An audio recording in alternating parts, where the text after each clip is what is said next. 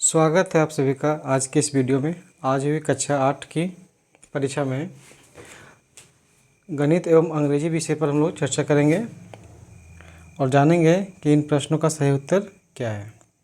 तो चलिए चलते हैं हिंदी विषय का पहले प्रश्न की ओर। तो 1 से लेकर 5 तक का जो प्रश्न है वो गद्यांश से दिया हुआ है, तो आप लोग गद्यांश ध्यानपूर्वक पढ़े ही होंगे। तो सीधे चलते हैं प्रश्न की ओर। पहला प्रश्न है, मनुष्य कैसा प्राणी है? तो मनुष्य जो है एक सामाजिक प्राणी है। सही उत्तर है ऑप्शन 1 सामाजिक। अगला प्रश्न है, मनुष्य जीवन के लिए क्या अनिवार्य है? तो मनुष्य जीवन के लिए एकता बहुत ही अनिवार्य है। सही उत्तर ऑप्शन 2। अगला प्रश्न है, समाज को खुशहाल बनाने के लिए हमें किनमें एकता होनी चाहिए? तो समाज को खुशहाल बनाने के लिए जातियों में, संप्रदायों में, वर्गों में, इन सभी में एकता होनी चाहिए। सही उत्तर ऑप्शन डी 4। अगला प्रश्न है, एकता ना होने पर किसके अंग टूटकर बिखर जाते हैं? तो एकता ना होने पर जीवन के रंग टूटकर बिखर जाते हैं। सही उत्तर ऑप्शन 4। अगला प्रश्न है, प्रस्तुत गद्यांश का उपयुक्त शीर्षक क्या होगा? तो इस गद्यांश में हमें एकता का महत्व के बारे में बताया गया है, तो सही उत्तर हो जाएगा इसका ऑप्शन 1 एकता का महत्व। अगला प्रश्न जो है काव्यांश से है, तो चलते हैं सीधे प्रश्न की ओर। प्रश्न है, कौन सा मौसम आया है? तो इसमें इस काव्यांश में कविता में हम लोग पतंग के बारे में बताया गया है, तो पतंगों का मौसम आया है। सही उत्तर ऑप्शन 4 पतंगों का। आकाश में किन रंगों का पतंग है? तो आकाश में इंद्रधनुषी रंगों का पतंग है, यानी कि तरह तरह के पतंग है। सही उत्तर ऑप्शन 4। पतंगों का राज कहाँ है? तो पतंगों का जो राज है वो नभ में है। नभ मतलब आसमान में है। पतंगे किस ओर है? तो पतंगे चारों ओर है। सही उत्तर ऑप्शन 4 चारों ओर। अगला प्रश्न है, प्रस्तुत काव्यांश का उपयुक्त शीर्षक क्या होगा? तो ये पतंगों का मौसम इसका उपयुक्त शीर्षक होगा। सही उत्तर ऑप्शन 3। अगला प्रश्न है, पराजय शब्द में कौन सा उपसर्ग है? तो पराजय शब्द में परा उपसर्ग है। सही उत्तर ऑप्शन 2। अगला प्रश्न है, इक प्रत्यय से बना शब्द। तो इक प्रत्यय से इसमें क्या बना है?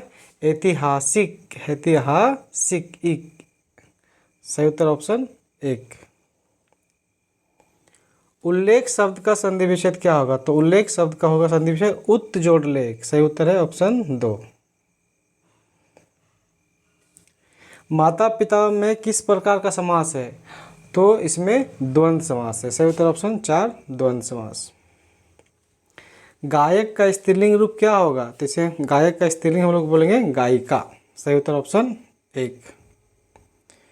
अगला प्रश्न है, निम्न में से कौन बहुवचन है? तो जो बच्चे हैं ये मेरा बहुवचन है। सही उत्तर ऑप्शन 3। अगला प्रश्न, सही वर्तनी क्या है? तो धर्म को हम लोग इस तरह के लिखेंगे, यानी कि ऑप्शन 2। अगला प्रश्न है, शीश शब्द का तद्भव रूप क्या होगा? तो शीश को हम लोग सिर कहते हैं। सही उत्तर है ऑप्शन 4। अगला प्रश्न, निम्न में कौन संख्यावाचक विशेषण है? तो जिससे संख्या का पता चले उसे हम लोग संख्यावाचक विशेषण है कहते हैं। तो सही उत्तर है ऑप्शन 2 तीसरी मंजिल। यहाँ तीसरी जो है वो संख्या का बोध करा रहा है। अगला प्रश्न है, जी तोड़ मेहनत करना मुहावरे का सही अर्थ क्या है? यानी कि अथक परिश्रम करना, बहुत ज़्यादा परिश्रम करना। सही उत्तर ऑप्शन 1। अगला प्रश्न है, संतोष का विलोम शब्द क्या होगा? तो संतोष का जो विलोम होगा वो होगा या संतोष। निम्न में व्यंजन वर्ण कौन है? तो जो माँ है ये व्यंजन वर्ण है, बाद में आ ई उ जो है स्वर्ण वर्ण है। सही उत्तर ऑप्शन 3। अब ये अपने पिता के पास एक पत्र लिखा गया है इसमें कुछ जगह खाली छोड़ दिया गया है। इस खाली जगह में क्या सही भराएगा, तो चलते चलते हैं। पहला बोलता है इसमें पूज्वल पिताजी, उसके बाद नीचे में क्या लिखेंगे, सादर प्रणाम। तो 23 में क्या भराएगा, सादर प्रणाम, ऑप्शन 1। 24 में क्या भराएगा, हमें प्रसन्नता हो रही है, सही उत्तर ऑप्शन 2। उसके बाद क्या भराएगा, 25 में छोटे भाई को हम लोग क्या दे सकते हैं, आशीर्वाद दे सकते हैं। तो सही उत्तर है ऑप्शन 3, आशीर्वाद। फिर एक गद्यांश है, चलते सीधे प्रश्न की ओर। प्रस्तुत गद्यांश किस पाठ से लिया गया है, तो ये जो गद्यांश है ये छोटा जादूगर से लिया गया है, सही उत्तर ऑप्शन 2। अगला प्रश्न है, कौन पैसा कमाना चाहता था, तो जो छोटा जादूगर है वो अपनी माँ के सेवा के लिए पैसा कमाना चाहता था, सही उत्तर ऑप्शन 3।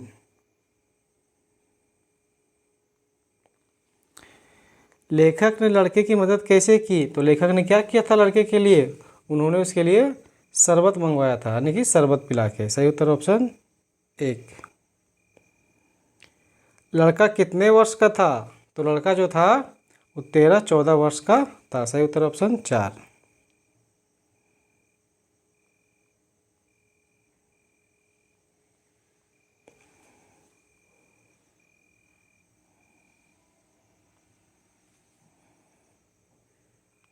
अगला प्रश्न है, लड़का पैसा कमाकर क्या करना चाहता था, तो लड़का पैसा कमाकर अपनी माँ की सेवा करना चाहता था, सही उत्तर ऑप्शन 3।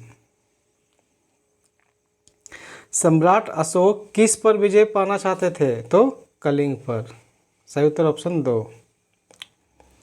किस पाठ में दिव्यांग महिला के दृढ़ इच्छा शक्ति एवं सफलता के बारे में बताया गया है, तो ये है अपराजिता के बारे में, सही उत्तर ऑप्शन 3। अगला प्रश्न, हुंड्रू का जलप्रपात किस नदी पर है, तो ये स्वर्ण रेखा नदी पर है। हमारे आचरण पर किसका गुप्त प्रभाव पड़ता है, तो हमारे आचरण पर संगति का गुप्त प्रभाव पड़ता है, सही उत्तर ऑप्शन 3। अगला प्रश्न है, मारंग गोमके का क्या अर्थ है, तो मारंग गोमके का सही अर्थ होगा महान पुरुष।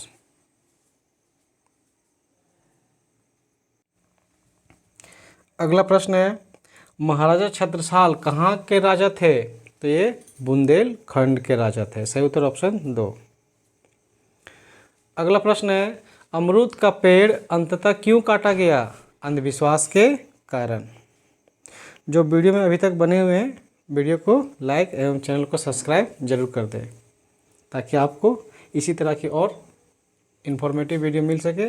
अब से हम लोग कक्षा 9 की तैयारी शुरू करेंगे, और कक्षा 9 का मैथ और साइंस का भी वीडियो आपको इसमें मिल जाएगा।